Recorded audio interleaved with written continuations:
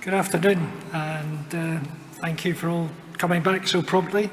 We're going to start off the afternoon session with a talk from Ben Weis, who is going to talk about stunning of shrimp.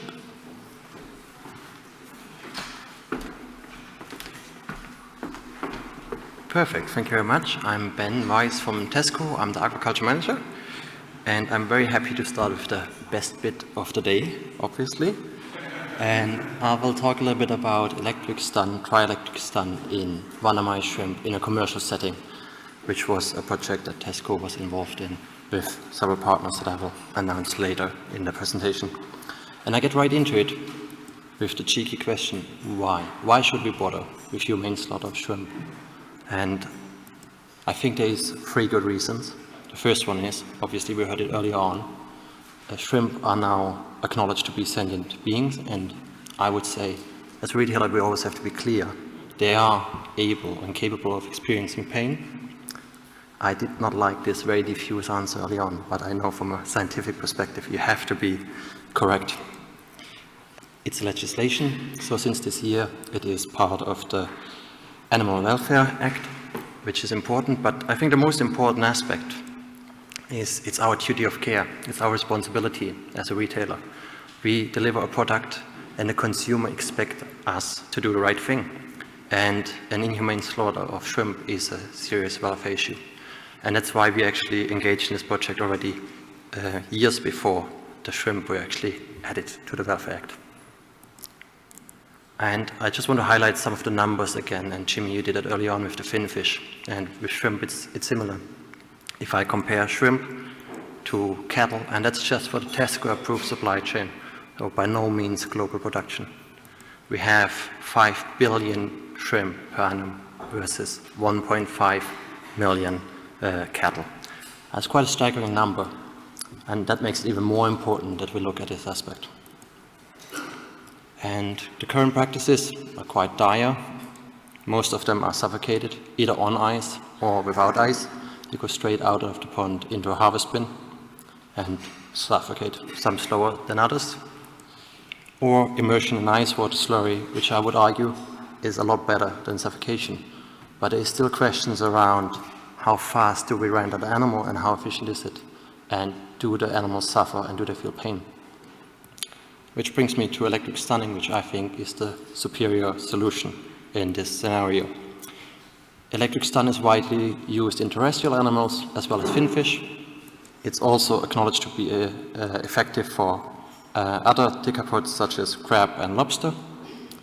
And there is research that suggests it is efficient in shrimp. And international guidelines such as the RSPCA Australia actually recommend electric stun in shrimp. And I earlier on touched that this project was not just from Tesco alone, it was very much in line with our full supply chain. Hilton Seafood as a key player and key supplier into Tesco, and on the production side, Amanda Seafood in Vietnam. But we also partnered up with Compassion World Farming, which published an article on it, which can be found on our homepage if you would like to have some more details around this project. And Foods Connected, which helped with analyzing the data. And there was two key objectives. The first one was, can it be done in a commercial setting? Is it efficient? And how can we optimize the parameters and find the right balance between efficient stunning and a commercial viable option that does not impact the product quality negatively? And there was actually quite some concerns that we might have a product that might have a different texture or taste because of the stunning method. And also ethical considerations were taken in account, which I think is really important. There was no ethical approval needed, there was no legislation in place, but we saw it again as our duty that we always adhere to best practice and do it according to our best knowledge and capability, especially when we look at crowding, handling, and assessment of unconsciousness. The equipment we used was an Optima stunner that was a little bit modified to bring the electrodes in the right position that the shrimp can connect the two poles. And it's a very simple setup. The farmer also bought a shrimp pump. The shrimp then go over the waterer, down a chute, onto the conveyor belt, where they connect to the electrode. And here you can see actually the nice and shiny new piece of equipment, which was produced in Norway and shipped to Vietnam just before we started the trial. And at the end of the conveyor belt, they drop again onto a chute, into baskets, and go into ice slurry right away. And I have two little videos, and I hope they work. In the first one, we can see the shrimp pump, where the shrimp go from the pond, through the pump, into the dewaterer, and then fall down the chute onto the conveyor belt. They distribute themselves, quite a nice even layer, and connect to the electrodes. And the second video starts in the bird perspective at the outlet of the stunner. Don't get confused with the perspective. And we can see the shrimp falling out onto the chute, into the basket.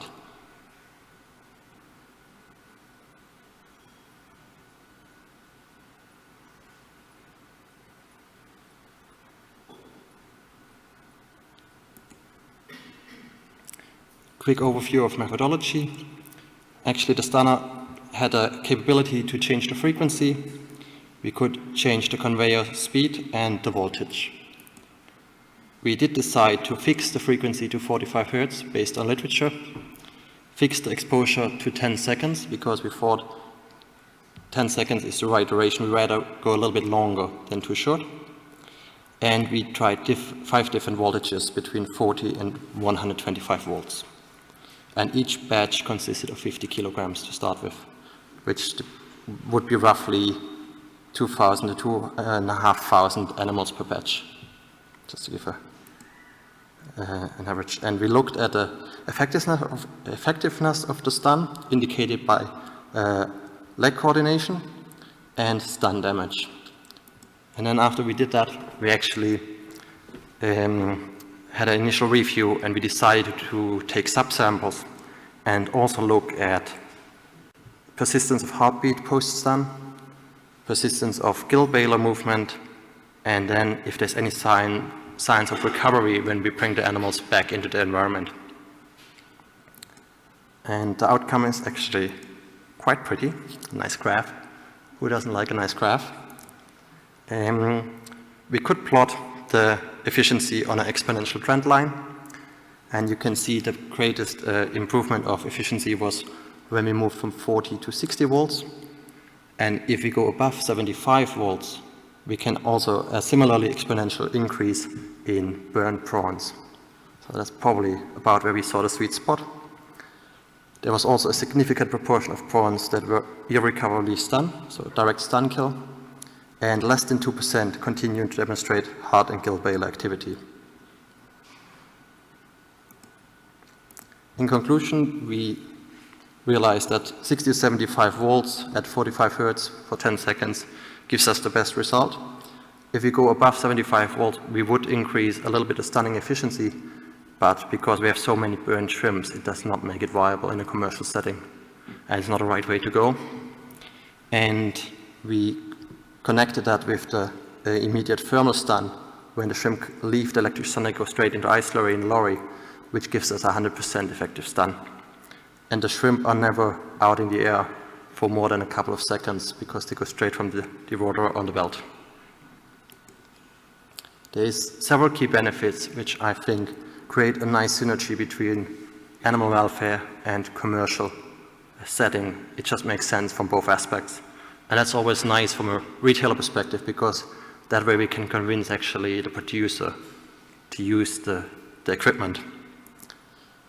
Less handling of the animals because of the shrimp pump, a reduction of crowding times in the pond, easier access to measure effectiveness of the stun, a consistency on stun delivery, we have always the same result, a faster method to render the animal, and also a greatly improved efficiency on the farm. There's a lot less staff and labor needed, and the harvest event in general is a lot faster and more efficient, which saves cost on the production side. However, obviously there's always another side to the coin.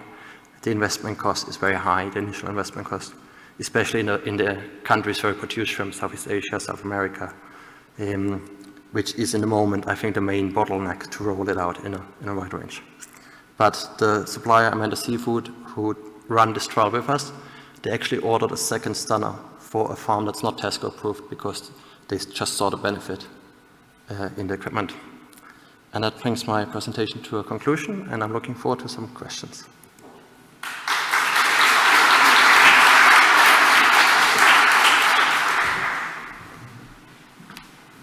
Thank you, Ben. That was really interesting. Any questions from the audience? Ben, I'll ask you a question to start off with. You talked about the prevalence of burn associated with the electrical stun. Were any of the other kind of quality aspects checked? You know, like ease of subsequent processing, shelf life, anything like that? Yes, indeed it was. We looked in the primary processing, also the secondary processing, so peeling the prawns, freezing them, and also we did a blind tasting, well, with Hilton Seafood, and we didn't see any difference in the product quality, so there was no adverse effect on the product itself.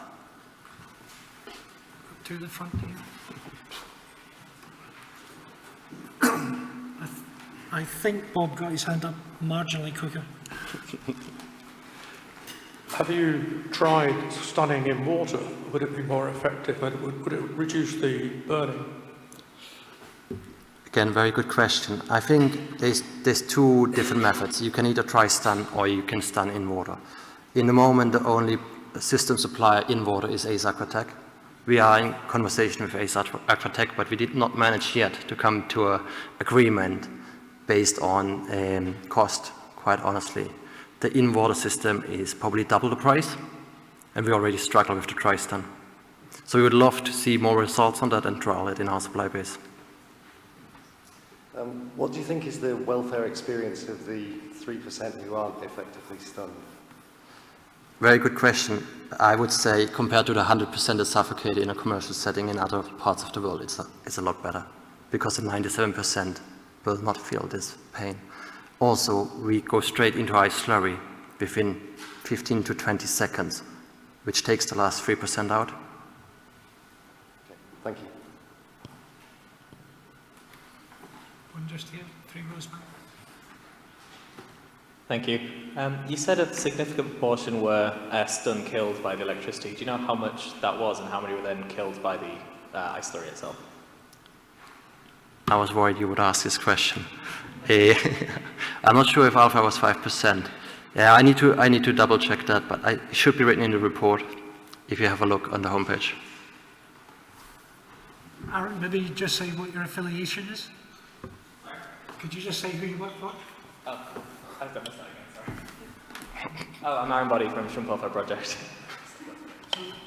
the t-shirt he's wearing is Shrimp Welfare Project.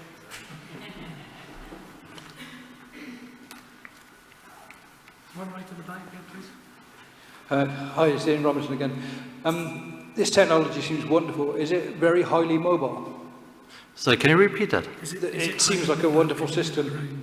Oh yes, actually, in the trial you couldn't see it. It is mounted on a trailer, so it can be just moved around the farm. The farm in the trial has over 220 ponds, so you just attach it to a pickup and drive it around to the pond they harvest.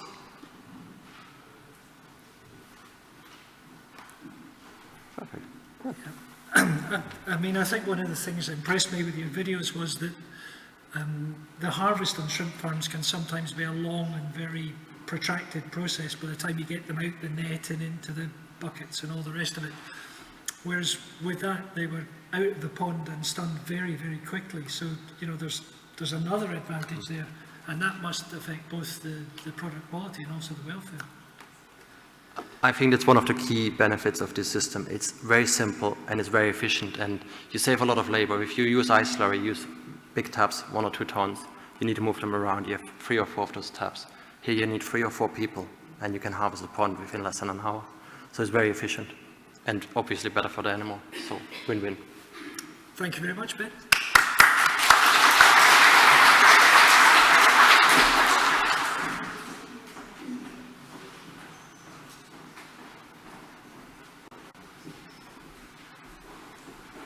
Okay, so the next talk is from, I'm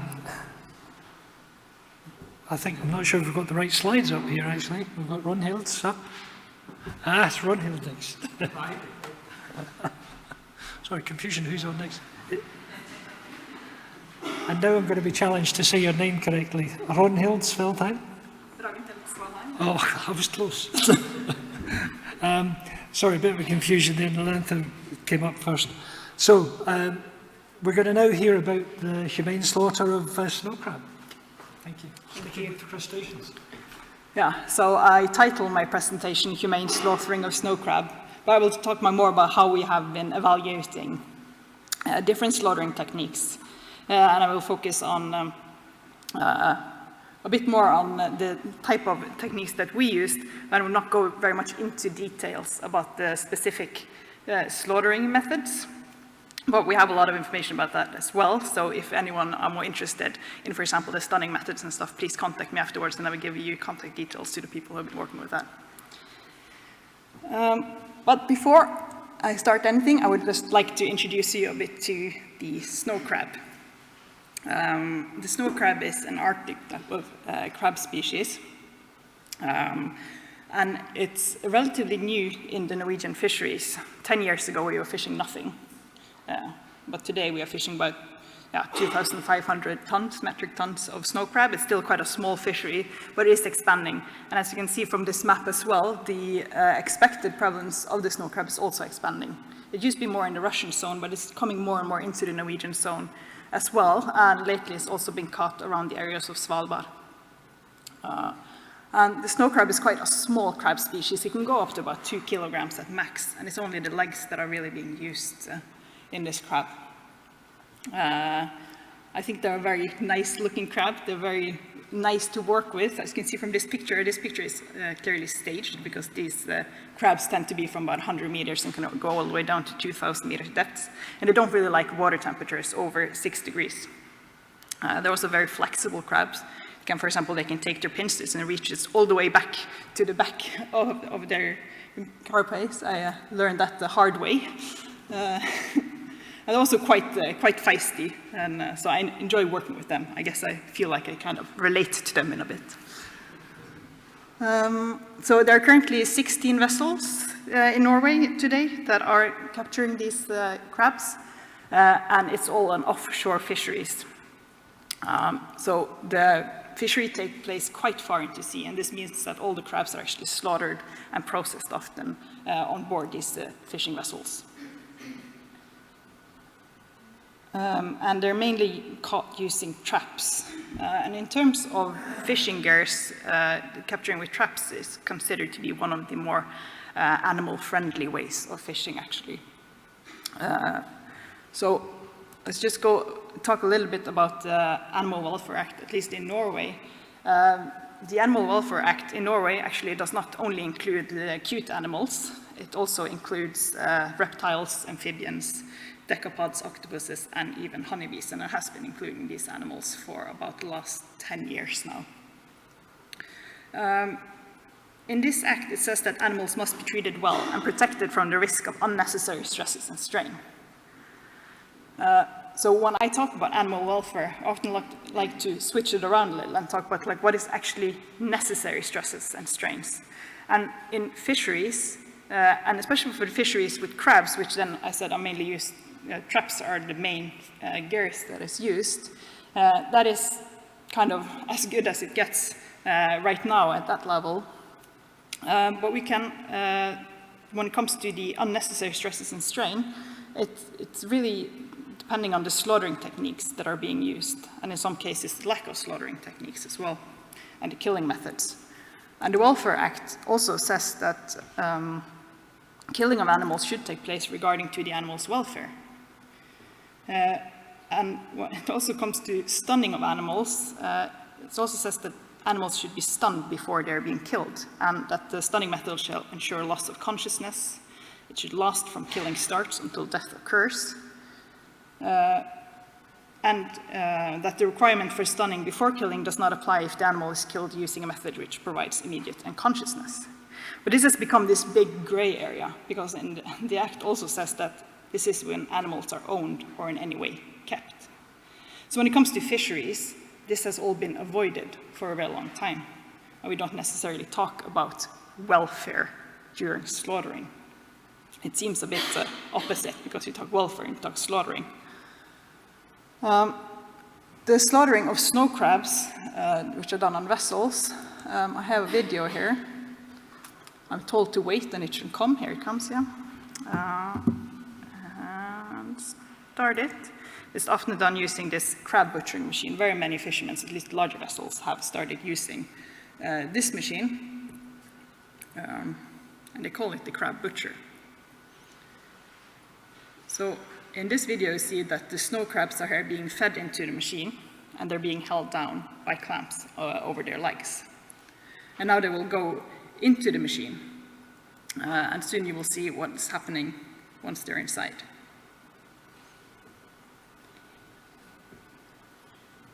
So here they're just going over a line, and they come down.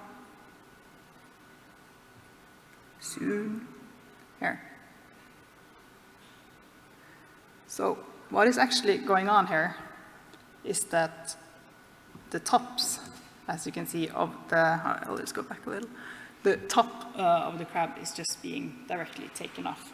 There's not been any stunning before this happened. They have not been stabbed in any way. There's not really anything that's happened before the top of the shell is just being taken away. And I think, at least when it comes to land animal, it is never accepted to start parting the animal before it in any way has been stunned or killed. But this is the most common used methods now on snow crabs, both on boats and also on land. So the aim of our study is then to investigate if there could be alternative slaughtering methods that could be more humane than the current practices. So first we wanted to identify some alternative methods and also then assess welfare, and this is what I will talk most about. So we used behavioral measurements, and I used something that's called a RAMP score, and I'll talk more about what this is. And also we tried to use some neurological measurements, so we measured EEG in the thoracic ganglion, and I will show a little more about that and why we chose to do it like that. So for the background and choice of slaughtering methods, we have chosen 3 methods. We have chemical, mechanical, and electric. And I know this chemical seems a bit dramatic. And the reason why this was chosen, I was very, very skeptical.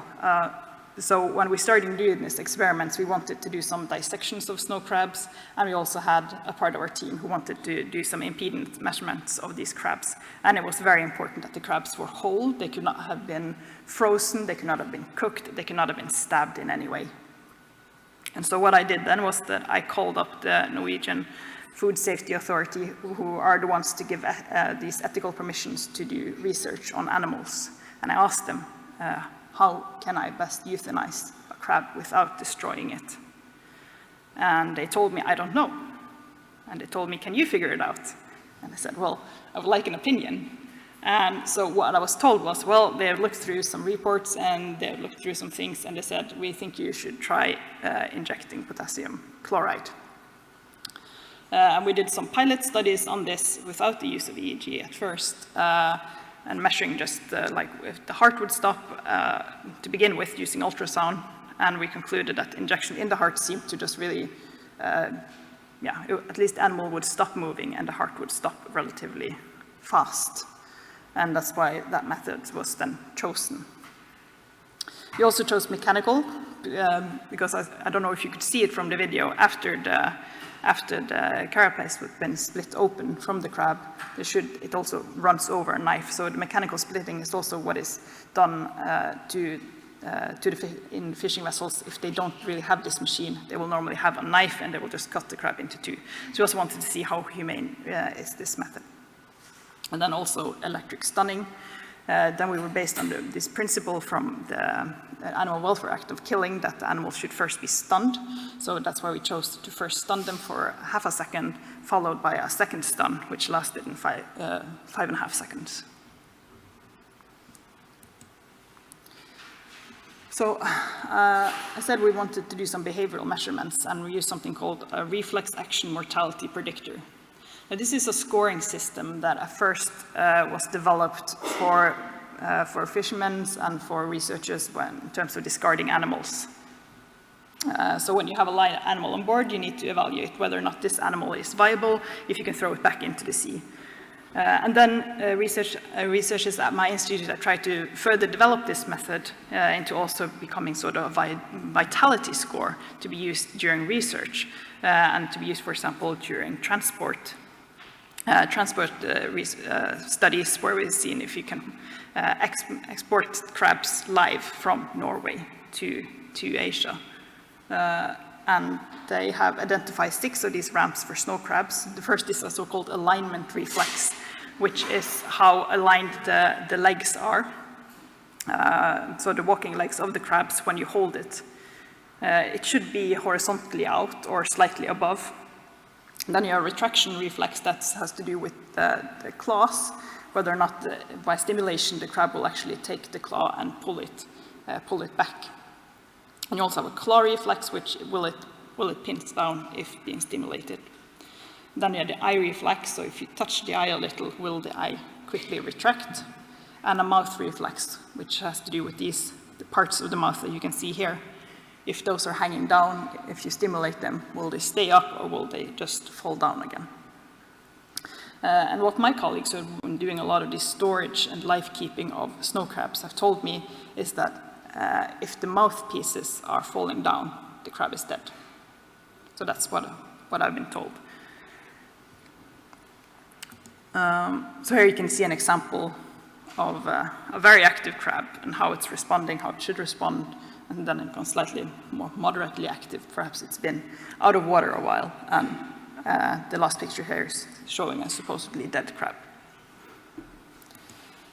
I just wanted to show this little schematic of the nervous system. It's very, very rough, of course, this picture here, in terms of why we actually chose to use the thoracic ganglion, which is this big part that you can see here. And we did EEG measurements here. So the more brain part, you could say, is this small you have here. In some studies, people have called this the eye ganglion or the anterior ganglion. And the reason why we chose to use the larger thoracic ganglion is actually just mainly practical purposes. The shell of the snow crab is really, really hard in the front, quite difficult to access without being very, very invasive. Whereas on the underside, the ventral part of the crab, it's quite easy to access this large ganglion right here by just inserting needles. And it's very close, so it felt slightly less invasive. And next here you just see a dissection, so you can see here, this is from the top, and you see down directly down onto the thoracic ganglion here. So in terms of results for using the ramp scoring first, as I call it consciousness, but yeah. So when it comes to both the alignment reflex and the retraction reflex, there are multiple reasons why this does not really work for the types of study that we were doing. One thing is that we needed to pin the crabs down, especially when doing EEG measurements, because otherwise they would just walk away. So we couldn't really check that on the crab. Also, when both injecting with potassium chloride and during electric stunning, there's a lot of tensions in the muscles and the crab would become completely stiff, so we couldn't really evaluate whether or not this would be a very good method. And same with the claw reflex. When we compared this with EEG measurements, we could see that we could easily see that we were stimulating the claw, but after they had closed it, they would often not open it again. So it wasn't very good for when doing repeated measurements. For example, if you wanted to follow it over time to see how the activity and vitality would change over time. But when it comes to the eye reflex and the mouth reflex, we found a very high correlation with the neuroactivity, so we could very easily see it on the EEG when we were touching on the eyes or when we were touching on the mouth. We could see it very easily on the EEG and also retract both the eyes and the mouth. And also when it comes to this ventral flap, I think I forgot to mention that, but that's actually the tail of the crab that's sort of tucked under it. And if you try to touch it, the crab will have a very strong reaction. Like, they really do not like being touched there. That's absolutely sure. And we could see a very strong response here as well, both in the EEG and also a very strong behavioral reaction. Like, they're really trying to get away if you try to touch it. When it comes to the use of EEG, here you're just seeing like 1.5 second screenshots, just as a very rough example of raw data. So for all the crabs, we would get this, as you see, the signal, as you can see on top here. This would stay like this. If we just left the crab, it would stay like this for a very long time. Many of the treatments gave something that we have termed a type of epileptic seizure. We'd see like suddenly some irregularities and very high amplitudes. Yeah, that often happened just before. You could either see an isoelectric flatline, or it would suddenly come back to a more normal. As you can see, after this type of seizure stop, you would come back to something like this. And if you would like really zoom in and close in on this, different amplitudes. So, yeah, different scales, I mean here. You could come back to something like this in the cases where they seem to regain consciousness. So when it comes to stimulation, here is an example when you stimulated a claw. We would go from a more normal, this is just 1 second screenshot, and we would suddenly get this really high peak. And we use that as an indication that our stimulation is actually causing this response. And afterwards, it will quickly go down again and normalize. So when it comes to euthanasia with potassium chloride, like I said, I was very skeptical of this, and I was, to be honest, a little uncomfortable using this method. But after trying it on one crab, we suddenly saw that we could first get like what appeared to be a very strong epileptic seizure. We could see it on the EEG very quickly, and suddenly just flatline. So it just appeared to just be gone. And there were no reactions in the ramp score. You could see no reactions in the eyes, no reactions in the mouth. The legs were not moving. And this happened for a couple of crabs. But then suddenly, some crabs would show completely normal signals, both in the EEG, and we would get scores also get high scores on this ramp scoring system. And in some cases, we would get 0 scores there, but we would still get a nerve signal. And in some cases, the crabs would cramp up really hard and legs started falling off.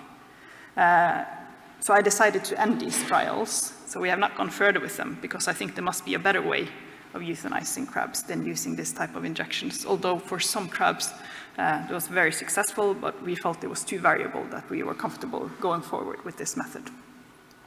So that's kind of what I have to say about that, but I have a very good example here, if this video works, of what a typical epileptic seizure would look like in a crab. So as you can see here, the legs are really tightening up. All the muscles, I can show it again, you can see the muscles are really tensing up around. You can see the mouthpieces here are starting to, I don't know if you can see it fall out, and here you can see where we have attached the electrodes for the EEG measurements. But you can also see that a claw has just popped off it. So not very good. Okay. So when it comes to results from the mechanical splitting, very often when we did it right, we would see an immediate seizure, and we can also see followed by an isoelectric line, so just a flat line. And we would see no responses in the ramp scoring, no retractions of the eyes, no retractions of the mouthpieces, no responses when we would touch the claws of the crabs. But in some cases, because there were lots of wiring involved here on the crab, it could be a little difficult, and I was the one doing this splitting of it, and I would miss just a little, so I wasn't in a straight line. Then we could suddenly see that although we were doing this ramp scoring again, so I was touching the eyes, I was touching the mouthpieces, there was no reaction, but I could still get signals on the EEG. So when touching the claw, I would get a signal as if I was touching the claw, but I didn't see anything happening. So for me, interpret that results that actually the precision of this splitting is very important if it's going to be a humane way of slaughtering crabs. And we never saw anything on the ramp scoring, like it didn't move, so it was unable to move its legs. So when it comes to the electric stunning, again, as expected, I guess we would see quite an immediate seizure directly after stunning as measured by the EEG. Here you can see that we have put the electrodes on the legs of the crabs. And there are two reasons why we chose to do it this way. One is that we saw that this was actually that legs had the lowest resistance. But another thing was also to kind of mimic what we saw in the video of the industry, what they're using, because they're using these clamps to hold down the legs when they're putting it into the machine. So we thought this could be maybe a good way of incorporating electric stunning into the industry by simply having electrodes on the legs that are attached there and that the electricity can go through. And that seemed to work quite well. We could see seizures in this crab lasting for several minutes, and then it could be followed by a flat line. But in some cases, we could also see that it was the restoration of normal neuroactivity. So when the crabs, we saw that they had this flat line. In some cases, we saw that they had 0 on this ramp scoring system, that we would think that they most likely are dead. In some cases, we did try to put them back into fresh seawater, and none of them ever regained normal behavior or any signs that they were alive. So we were fairly certain that these crabs actually were killed. But a few crabs we could see would start regaining normal behavior again, and we could also see that they started reacting during the measurements of EEG as well. So here you can see the results of electric stunning on the ramp scores. So I told you first we had this half second that was supposed to stun the crabs before we had a longer 5.5 second stun. So after the first stun, there could be some responses in this ramp scoring system, especially in the mouth and ventral flap, that there could still be some responses. They weren't very strong, but they were present. But after the second stun, it always took over a minute before we would see anything happening. After 2 minutes, also we could see some responses to the claw, that they would start pinching down if stimulated to do so. And after 5 minutes, we could see that even higher number, so then up to 25%, and 38% after 6 minutes. So then it seemed to, some of them start to regain some sort of, if you could call it consciousness, but at least some sort of normal behavior again. And it took 7 minutes before we started seeing anything in the eyes. Those were most of the times quite irresponsive, but after 7 minutes, I could see it was just 1% and 2%, and then 4% after 10 minutes. So still, most of them did not regain this response, but it could happen. So just in conclusion, of the 3 methods, we thought that splitting and electronic stunning appears to be the most promising. We would suggest a combination of the two, a stun splitter. So that is a device that at the same time as they would split the crab would also stun them. That could be a potential new and more humane method for slaughtering snow crabs to ensure that the crabs are actually being killed.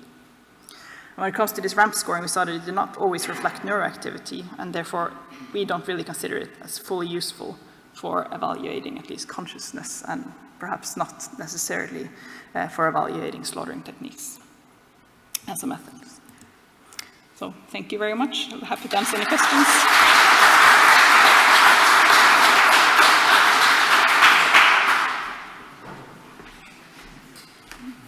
Thank you very much. Any questions from the audience? One down here straight away. Sorry, I tried. Hi, I'm Eva from the LSE. I was wondering, do you have any, or would you be able to collect any data of like ramp scores and EEG in the crab butcher? I'm sorry, again. You know that crab butcher that you showed us the video of? Yeah. Is there any data on like signs of consciousness, like the ramp scoring or the EEG when they're in them? Because that would be interesting as a comparison. In the crab butcher machine, you see, yeah.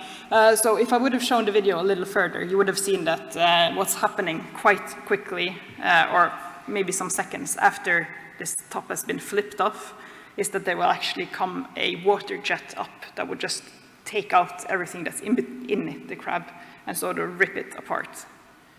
So I don't think, or I know that it wouldn't be possible to measure EEG for that machine. So it will be more what's happening up to, or perhaps what is happening if you just remove the top and don't do anything else, but I don't think that would be very ethical to do, no.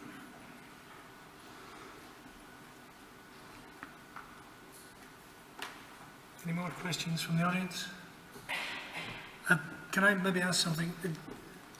So the crab butcher looks horrific. It just looks horrible.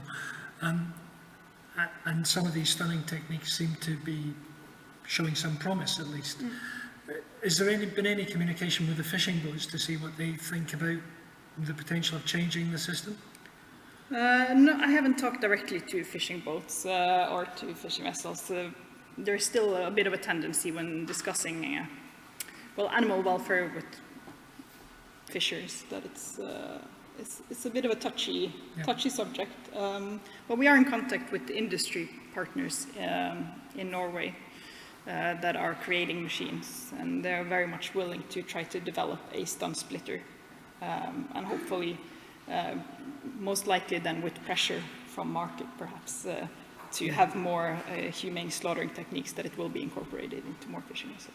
And that probably leads on to the second part of my question is where is the market? Where do the legs from the snow crabs go to? Mainly markets in Asia, and restaurants in Norway, but it's not something you would normally see being sold in shops. So. Thank you. Any more questions before we finish? No. Thank you very much.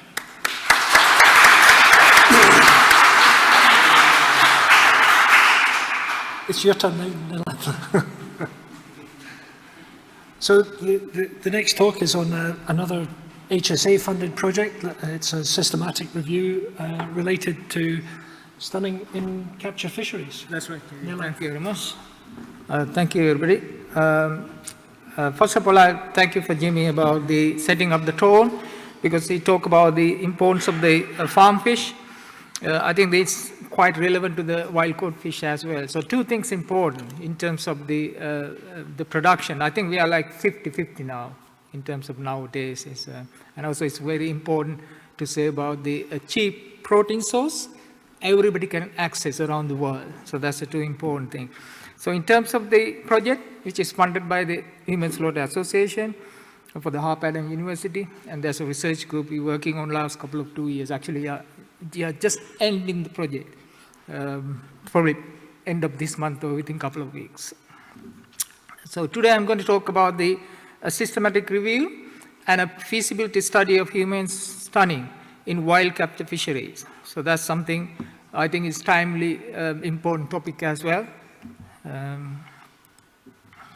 So in terms of the project objective, we have 3 objectives being set up by the original project. So first thing, we look at the overview of the global capture production, and we are looking at the magnitude of the global capture production in terms of the numbers, because we normally, in terms of the fish, we call in terms of tonnage.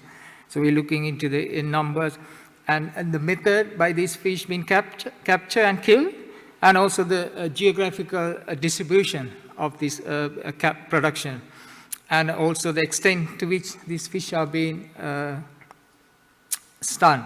And also we are looking at some of the aspects that what are the reasons for the lack of uptaking of the humane stunning in wild capture fisheries. And the second objective is actually methodically, we are looking at the systematic map and a review.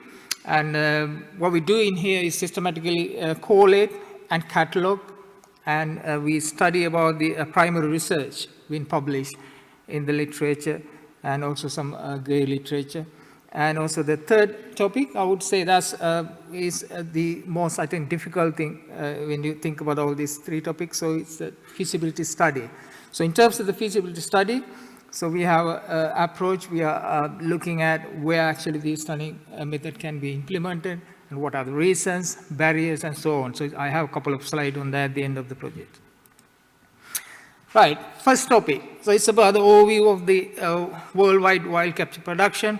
So we use the FAO statistical data about the tonnage of the different species, And also we use the fish count ORG UK. So actually you might know about Alison Mood, who has done some calculation of fish numbers. So the simple calculation is, so the species tonnage divided by species weight. So she used as an estimated mean weight. So if you need further information, you can find on the website. But then we turn into the numbers. Why? Why it is important? Because we call about livestock and poultry, it's about numbers. But mostly you find about the fish. Actually, we call about the tonnage. So in terms of the magnitude of the welfare, we need to turn this on into numbers. So that's what the important, I would say here. And also we look at some literature, presentations, and some great literature. And it's about the fishing gear, different fishing gear, which is wild-caught fish being captured, and some killing method, and also if there are any humane stunning method we can see available in geographical in different locations, and also a recent uptake of them. So in terms of the global capture production, so you can see there are two tables I bring up here. So the first table is about if you rank the fish using the tonnage. So these are the species come in the top 5. So that's important to see which kind of fish actually coming in the top 5. And then if you turn into the numbers and the second table, which will illustrate about the first, you can say first 10 species. You can actually find the first 5 species. So you can see slightly different, but you can see majority of them are quite similar species, probably small species. And so, so in terms of the world capture production, so if we average 1998 to 2018, so it's about 77 million tons. And if we convert that into actually a figure that we can see the numbers, it's actually 0.9 to 2.5 trillion individuals.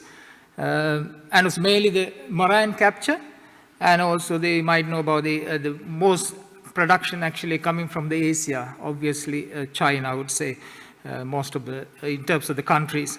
And also they use wide range of fishing gear, and also when we see about how they killing, so majority of the wild caught fish is killed inhumanely. As I said before, if we find information about what is available about humane stunning in wild capture fisheries, there are some examples you can freely access through the web. So first one in the left-hand side is the Blue Note Fisheries, and they actually use semi-dry electrical stunning and for species specific caught, and they marketed this one as humanely killed. And also in the Netherlands, Ecofish, they use the same dry electrical stunners, and they use for a variety of species, place, lemon sole, turbot, and drill. And also they market this one as a humanely killed or harvested. So, and the Ace Aquatic, I think they are pioneering a lot of in-water stunners for the aquaculture industry, and also recently they have been funded to modify their technologies in R&D into for the wild capture fisheries as well. So there, if you want more detail about that, I think there are a few webinars recently CEO Nathan has talking about, so you can find this in the web. And also we found actually the specific equipment made. It's like electro stunning device, and especially for the large pelagic species, and they use for the surface lone line fisheries.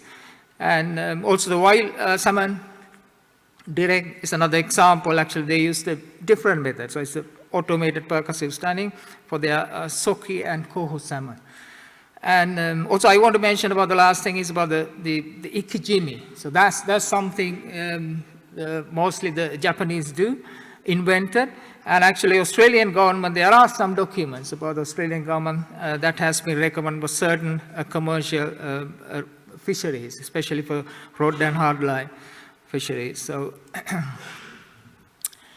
okay, so our second objective is about a systematic map. So what is systematic map? Systematic map is a review method to collate and catalog and describe the existing research evidence. So why it's important, the systematic review had a rigorous objective, and the process that we do reduces the viewer bias or selecting some publication. If you do a normal review, you might have some kind of could be a bias. But here, what we do is actually we make a protocol, it's the first instance, and then we publish the protocol in the web, and then we get some feedback from the expertise, and then we change the protocol according to that, if any changes we need to do, and then also we provide very transparency about the methodology. So that's important. And in terms of the output, I think it's a brilliant way of gathering data, because at the end, what we can produce is a searchable database in an Excel sheet with all these studies. So once we publish this one, anybody can access this one as a file, and then you can filter the data according to species. You can look at stunning parameters used for them, and this, I think, is quite useful for the researchers as well as the other industry who are looking for this one. And also, we extended this one as narrative synthesis. We're looking at the volume of the evidence and the geographical distributions that we are interested about, and the trends and the knowledge gaps, and some limitation, obviously. There are some limitation and implication for this research for the practice. So that's the most important thing. And also, this method is a globally recognized method in terms of the review. Right. When we initially, when we're making our the systematic map, so we need to look at our objective. So this is actually called conceptual diagram, which will indicate the areas that we would like to see. In the middle, we have what is our question: is humane stunning or wild-caught fish is possible? And also they are looking at whether the improved demand for this one already exists. And then we look at the technology, which is already being used in the aquaculture, and then we see whether it's systematically and the effectiveness and the efficacy has been assured. And also, if we might need some modification, I would say we can't apply this one directly to the wild-caught fish.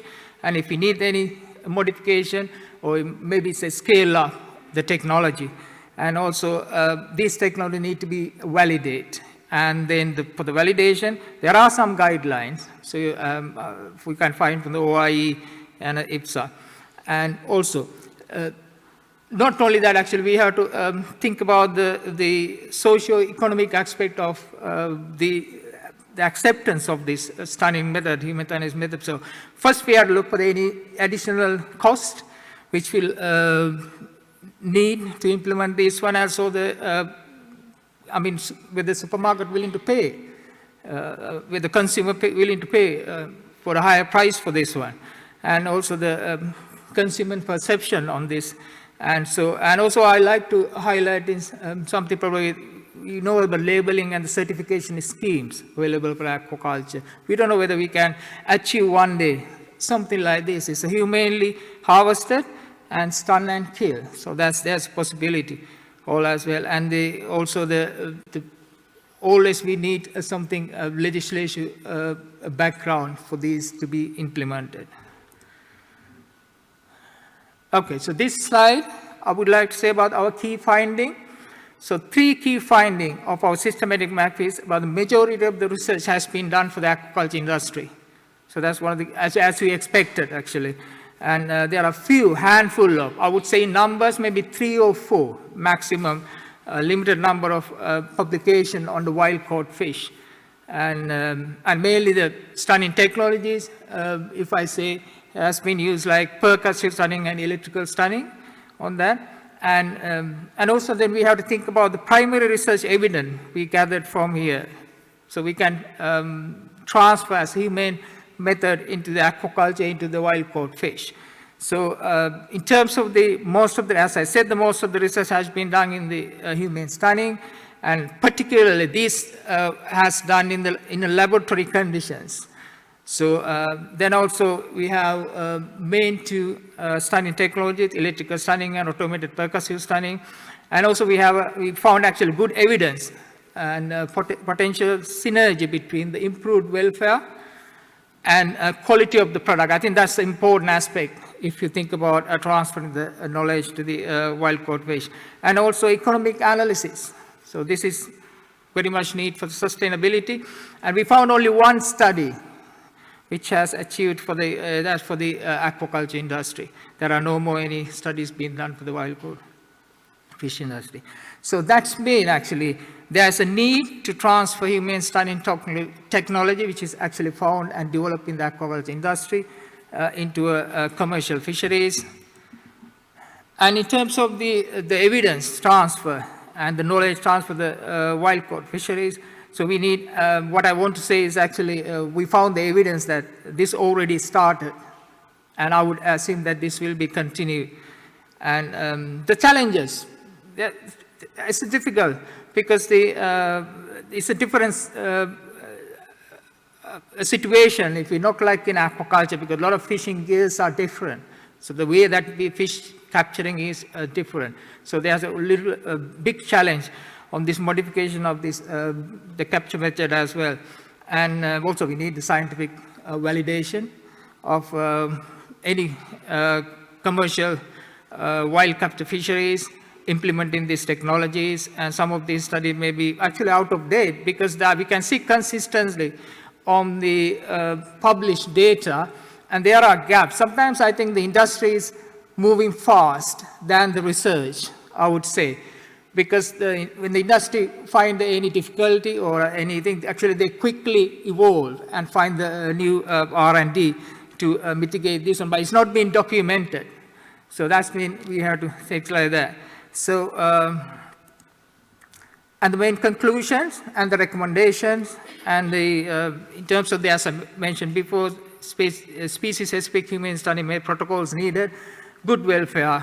I think the consciousness need to be evaluated by the EEG. Behavioral response, as Jimmy said, is not adequate enough, and fish behavioral response sometimes is species-specific.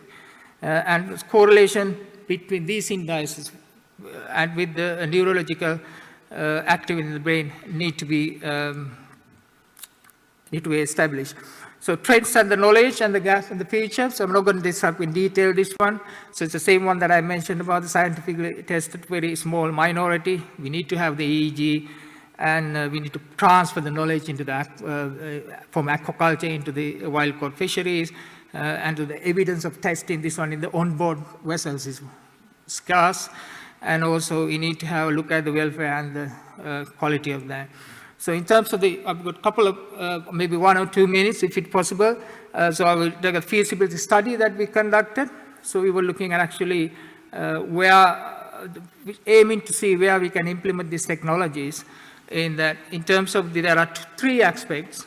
So we were identify where the need for the stunning most greatest, and also uptake is more likely to be feasible, and also with the sustainability, whether we can implement this and whether it will last longer. So in that, in terms of the stunning greatest, so we want to think about the fish species. So I think obviously you might think about the first 5 top species.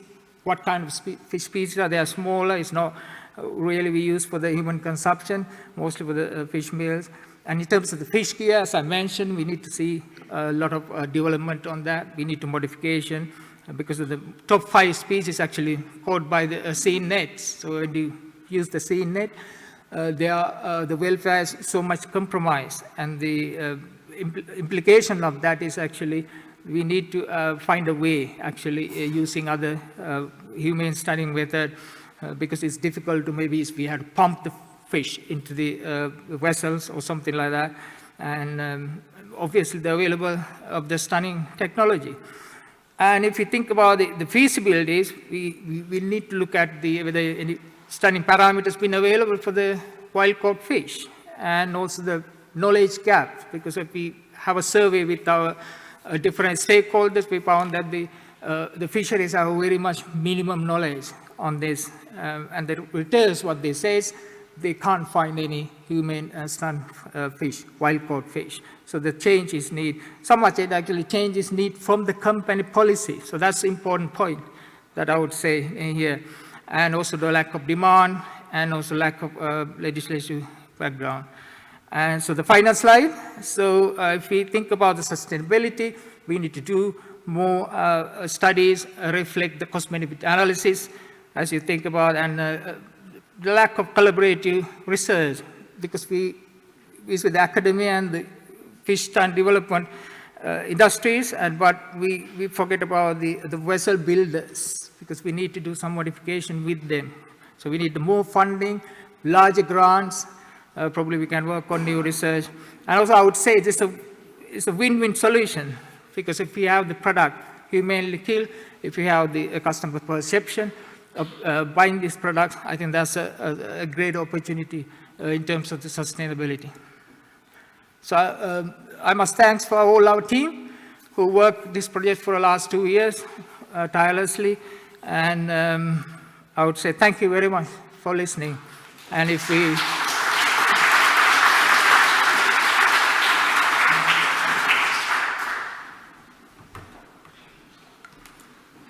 Thanks, Nilantha. Anybody got some questions for Nilantha?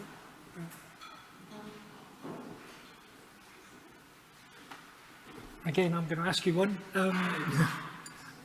So the capture production data you presented was for fish meal and for human consumption? yes, that's right. Yeah. So what is the proportion?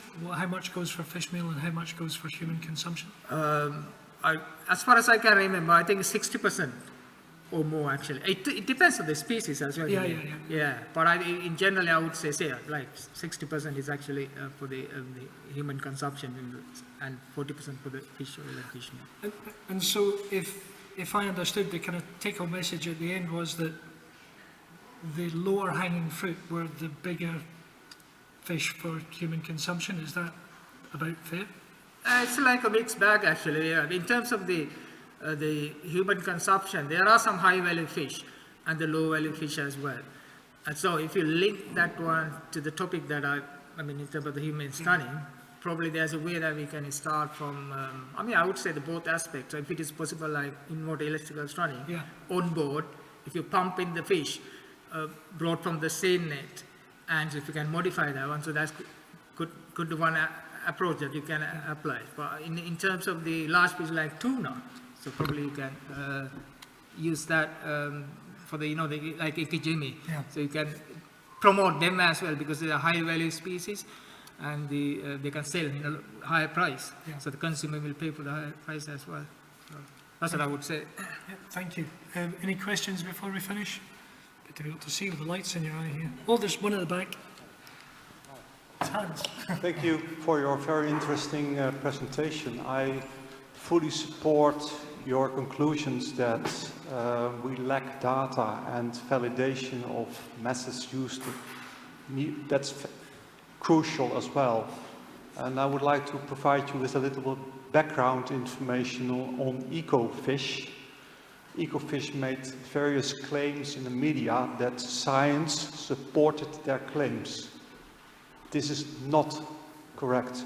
I know you are not aware of it, so I'm not criticizing you. What we did is we invited the management of ecosystems, ecofish, sorry. The director of ecofish was invited to go to our institute. We had a chat with them and made crystal clear that their claims were not justified. Oh, right. Okay, yeah. I think it's important.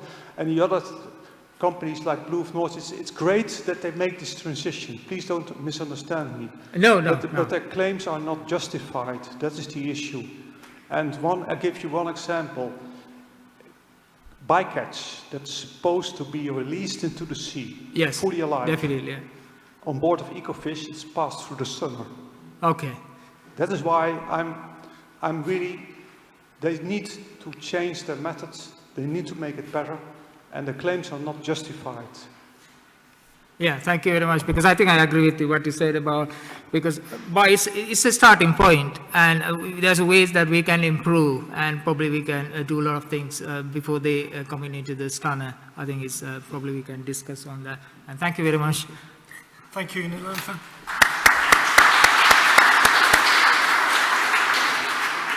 And next in this session we have Michelle Boonstra.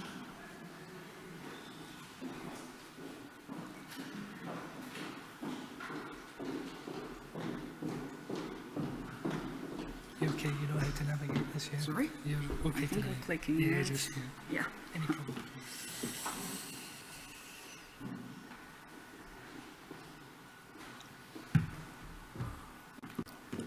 So thanks for having me in this amazing venue. I'm very impressed. Imagine there's a fishing technique that could replace existing rather destructive method by reducing the fuel consumption, the bycatch and the bottom disturbance. That would be great, wouldn't it? Well, that method existed up until 1 year ago. It was called pulse fishing. How many of you know pulse fishing? Can I see a show of hands, please? So some of you do. Well, it might be that some of you also, yeah, that's handy. I didn't see a lot, I guess. So yeah, also some of us know how it ended, but I will tell you more about that later. My name is Michelle, oh, one back, yeah.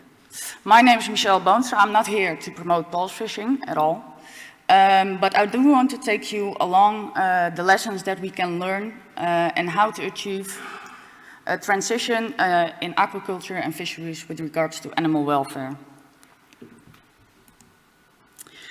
2 years ago, Hans from the Fish, we just heard him ask a couple of questions, approached me if I wanted to work together on a project to stun flatfish.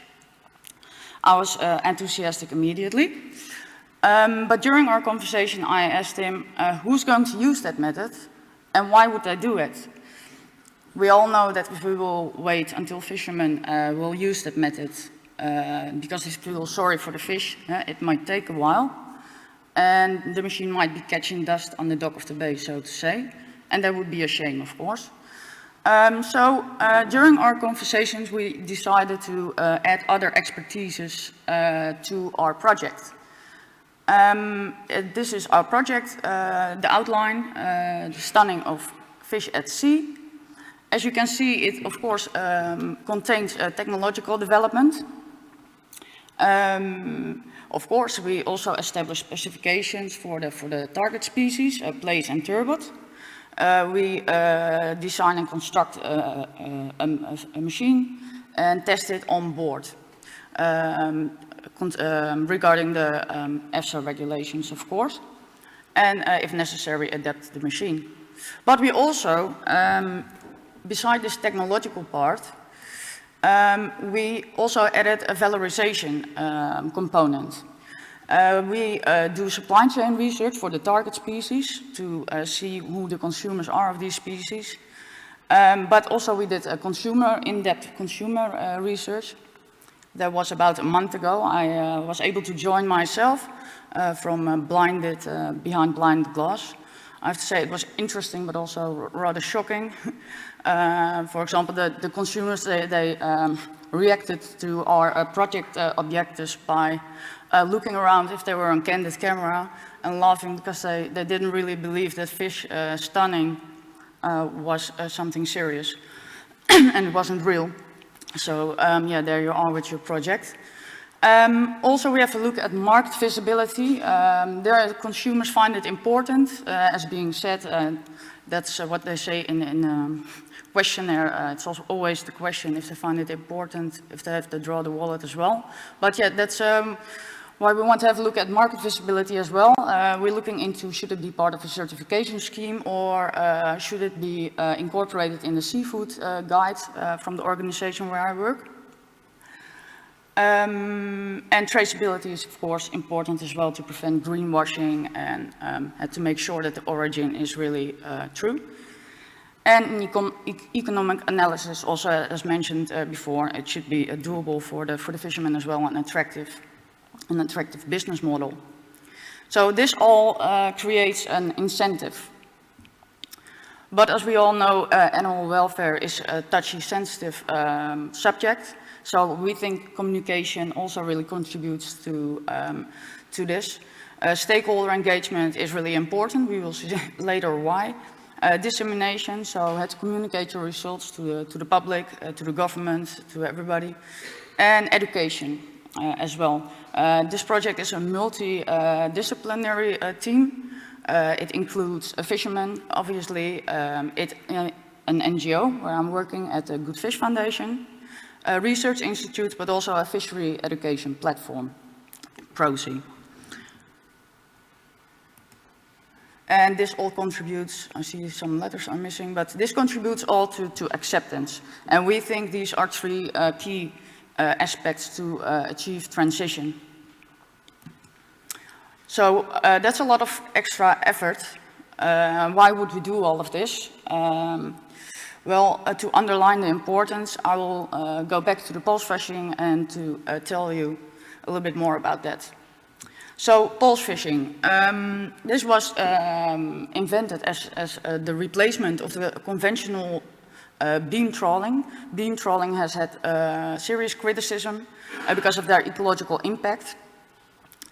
And so the pulse fishing was developed. As you can see over there, there's electrodes scaring the fish out of the bottom into the net. Well, this is how it was presented by the Dutch government with the scientific results. As you can see, the catch composition remained fairly the same, but only with an increase of the target species, sole. So that's a good one. And also the discard, so the unwanted bycatch, was reduced by 50%. Most important, because the fuel prices were already high back then, the fuel consumption heavily decreased. So that's a big bonus for the fishermen, of course. And also, yeah, the bottom disturbance was much less. So, all in all, we could say a pretty successful technological development.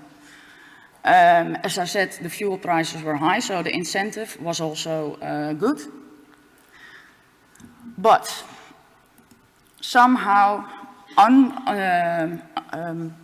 despite these advantages, the acceptance went very wrong. At this moment, pulse fishing is prohibited. That was the decision of the EU Parliament, and tomorrow, exactly 1 year ago, the full ban on fishery came into place, and the last vessel unloaded the gear. So, yeah, that was millions of euros of research effort that all got wasted. That's, of course, a huge loss. And maybe what I find most important, we're back to the fuel-consuming, bottom-disturbing, conventional method again. So, yeah, here's a bit of water, that's nice. So what can we learn from this? They did their fair share of research and also stakeholder involvement, but still the acceptance went wrong. So we see here of meneer Tago this formula, and here ideality means if a new method can replace a method that in a more successful way. So if the positive effects divided by the cost and the harms end up in a positive result. The Dutch government, the Dutch trawlers that had pulse on board, also the scientists, were really convinced that this is a net positive result. But this is a nice conceptual framework, but it does not take into consideration the weighting of the different aspects, because what is positive for the one is not positive for the other. So the unexpected result of this, the unexpected effect of the less fuel consumption is that the gear was less heavy, and they could fish into areas where they couldn't fish before. So all of a sudden they became new competition for other fishermen that did not have rights on this pulse fishing. So there's an equity issue here, and that was the seed of the contention in the pulse fishing, which was underestimated. Well, how could they have prevented this? Well, by clearly they only thought about their own in their own little bubble, and they did not look ahead. This could have been prevented by doing proper socio-economic research. And for example, to take this theory into consideration, here you see time and context. Mostly where we are talking about now, by developing methods, we're in niche innovations. And they have different directions, and they start to follow a more aligned pattern into the next complexity level, the social-technical regime. There is science, culture, government and regulations, the sector. But to change this, it requires some effort. But we're also dealing on another level with the landscape, which is the societal landscape and perception of things. So by taking this into consideration in a research, you are able to look ahead and a bit in a broader context. And they could have identified these pitfalls maybe before. There was a stakeholder survey being done amongst the stakeholders that were involved in the pearl fishery case to see how they perceived this whole failure. And the main point is that they moved ahead too quickly.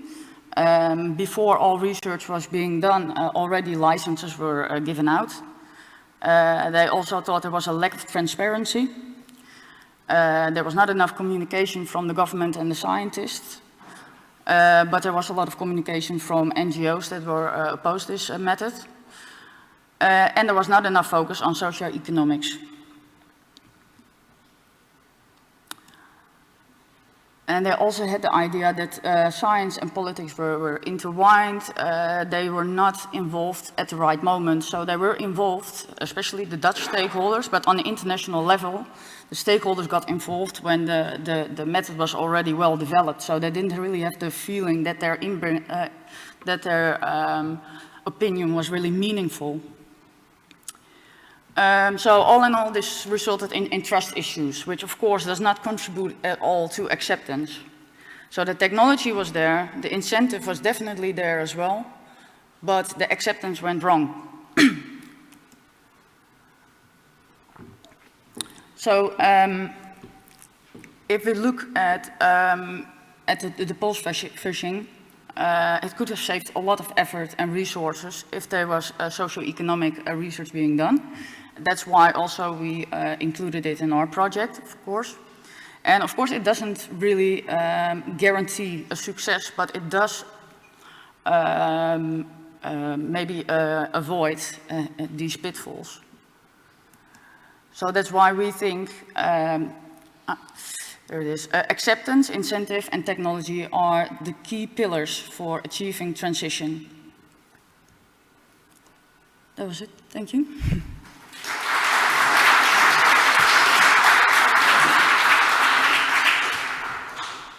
Thank you very much, Michelle. Any questions? Oh, there's one back there. I want to share the last slide with my QR code. Yeah. All right. Bas Rodenburg, Utrecht University. Thanks for your talk. I was wondering about sort of does this story continue? Because if you look at the advantages, it seems a waste not to continue. Eh? So is this process sort of restarted, or is it completely blocked now? It's completely blocked now, yeah. That's so frustrating for the people working on it, especially with the climate change and fuel consumption.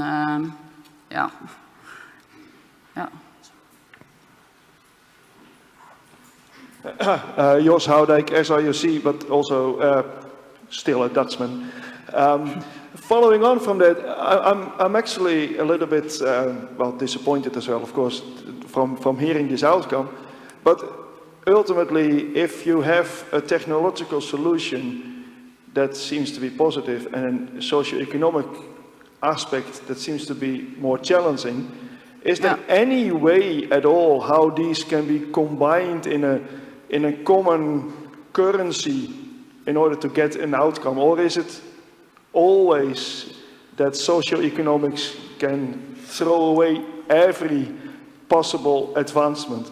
I'm a bit with Bas thinking that that shouldn't be the end of it, is it? Yeah, well, that's how many people feel, but for now that's what it looks like.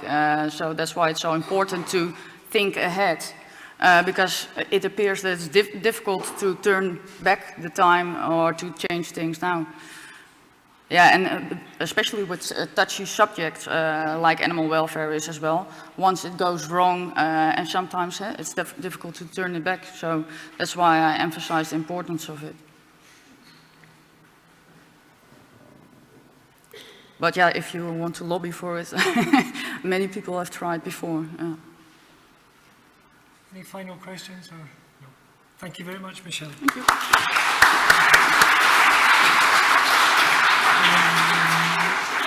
And to finish off this session, Hugh is going to talk about some changes to animal welfare. Yeah. So yeah, thank you. I'm going to swap hats and stop talking about aquaculture or humane slaughter and put my university's Federation for Animal Welfare hat on, just to tell you about a couple of small changes, or big changes I should say, at our journal, Animal Welfare. So for those of you who don't know, UFAW, the university's Federation for Animal Welfare, publishes a scientific journal, Animal Welfare, which was founded in 1992 and is, as best we can tell, the longest continuously published animal welfare journal. It publishes really important animal welfare research, including lots of really fundamental contributions to the literature on humane slaughter and transport. I picked a few examples almost at random there, but there's many more than that have really made fundamental contributions to the field. So I think it does incredibly important work in this area. But there's a problem with our journal. It's a common problem in scientific publishing. It's a closed access journal. You have to subscribe to it or be in a university that subscribes to it to read what's published there. And that's really not acceptable anymore in a world where we need this information to reach stakeholders who can actually do something with it and make a change which improves animal welfare. So it needs to be read by policymakers or the public, or people who actually have influence to make real world change in animal welfare. And also it was a bit slow in actually publishing papers, which is an issue for those of you who are in scientific publishing will know that you want your research published as soon as possible, and because we published 4 print editions a year, it could often take you several months from the point when we accepted your paper to actually get it published, which wasn't ideal. So we found a solution, is basically what I'm here to tell you about today. We've spent the last couple of years looking for the right publisher to partner with to turn the journal into an open access journal. And I'm really pleased that we've now done a deal with Cambridge University Press to turn it into what's called a gold open access journal, which means that anyone can read it online for free. Cambridge University Press is our ideal partner because they're a not-for-profit publisher. They're not in it to make huge amounts of money, unlike certain other publishers who I won't name. So it's a really ideal solution for us to get the journal open access. It'll be continuously published online, so we won't be chopping down trees anymore either, which is another bonus. We're not going to be printing it. And we can publish our papers much more rapidly. As soon as we accept one of your papers, it should take as little as 22 days to get it published online, as long as the authors make their check their proofs in a timely manner. So all in all, it's a huge and really positive change for the journal, we think. The other issue that sometimes comes up with open access publication is that if people aren't paying to subscribe to the journal, then the model is that authors or someone has to pay to publish the papers. And that is true, but there are many routes by which individual academics shouldn't need to pay to publish. So most academic institutions will be covered by what's called a transformative agreement, or a read and publish deal, which basically means that your university or institution has a deal to publish in Cambridge University Press journals. And that means you don't pay anything. And you can check your eligibility at that URL there. And you can see that there are transformative agreements in many countries around the world. I think even more importantly, for people who don't have one of these transformative agreements and who don't have the funds to publish, we have mechanisms by which you can very simply request a waiver. So if you don't have a grant that will cover this and you're not in a transformative agreement, or you're an independent researcher who's not in a university, you simply talk to Cambridge University Press and they will almost certainly be able to give you a waiver. And that is completely outside of the editorial process, so it plays no role in whether or not your papers get published. And finally, there are blanket waivers for some of the lowest gross domestic product countries around the world. So there's countries in blue. Anyone in those countries gets to publish without paying an article processing charge, and the countries in sort of yellowy gold colour pay an absolute maximum of half the article processing charge. So all in all, we think we can ensure that most people can publish in animal welfare without that being without money being a serious barrier.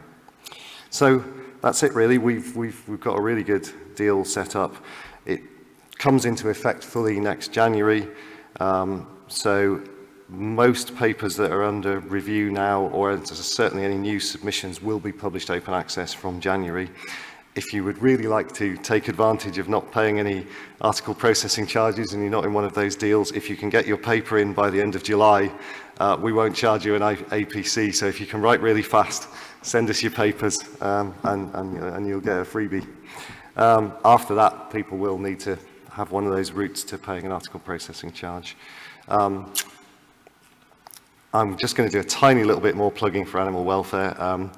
Why you should choose to publish in animal welfare, apart from the fact that it's a really good dedicated animal welfare journal.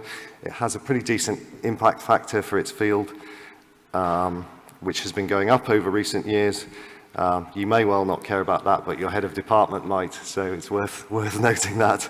But more importantly, we think we do a pretty good job on the editorial side, both in terms of the integrity of the process. You know, we only publish stuff that we think deserves to be published. Our peer review is rigorous. It might not be as fast as some journals, but it is very rigorous. And we have a lot of expertise in the editorial office, which I think is really important. So these are the people who run the journal.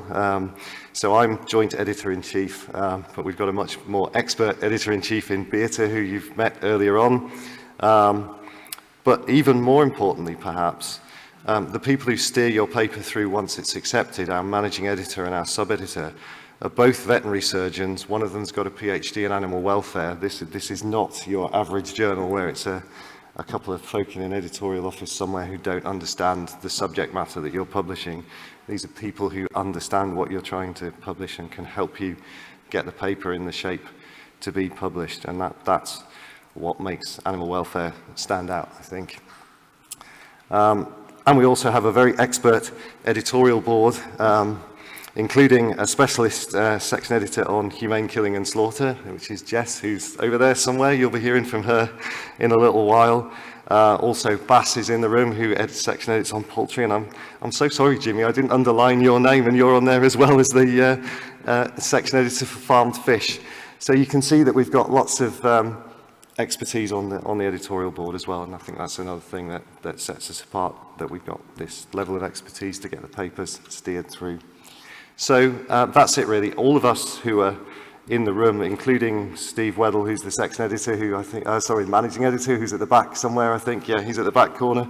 Any of us would be happy to talk to you about the process of submitting or getting your papers published in animal welfare, and we'd love to see even more really important work on slaughter and transport published with us. So that's it really. Thank you very much. You've got a quick half-hour break for coffee now, so enjoy your break and we'll see you back in here in half an hour. Thanks very much.